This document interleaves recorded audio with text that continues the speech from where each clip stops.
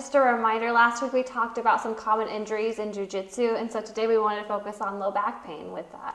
Yep, so one of the more commons we see comes from a stacked position. So we're going to kind of demonstrate what that is. I'm sure if you're practicing Jiu-Jitsu, you know what that position is, but we want to talk about that a little bit. And then for those that haven't done any Jiu-Jitsu, this is more of a hyperflexion injury.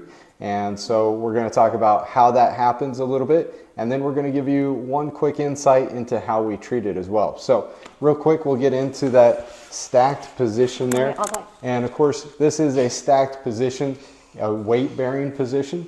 So in Jiu-Jitsu, you're going to be, a lot of times find yourself in someone's guard with their legs around, and you're going to try to go and move and pass their guard.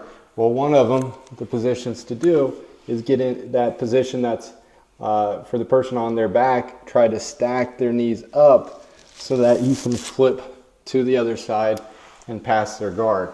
But being in that position with weight pressing up against the chest is one of the ways that we do see a disc injury sometimes, or maybe just even a disc irritation that starts causing low back pain. Because it takes it from a neutral, your low back from a neutral position, and rounds that, putting pressure on those discs, putting pressure and strain on those muscles back there as well. Right, so we get that low back injury. So now we're gonna real quick take a look on how we would treat that with one of our treatments in the office.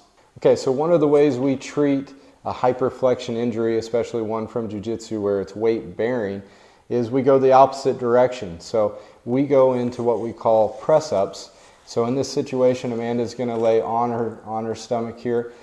She's going to bring her elbows tucked in as her hands are underneath her shoulders. This is going to protect the shoulder in this press up.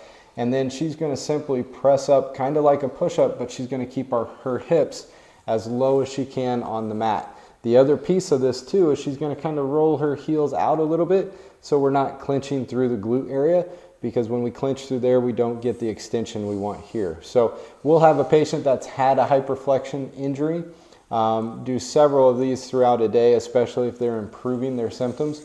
But again, this is just one tool that we use to treat it. Everybody's injury can be different. So that's where if you do have a low back injury from Jiu-Jitsu or another sport, working with a healthcare provider to determine what direction is best to fix it comes into play. But extension is a great tool that we use for low back hyperflexion injuries, and if you need help, we're always here to help you with that.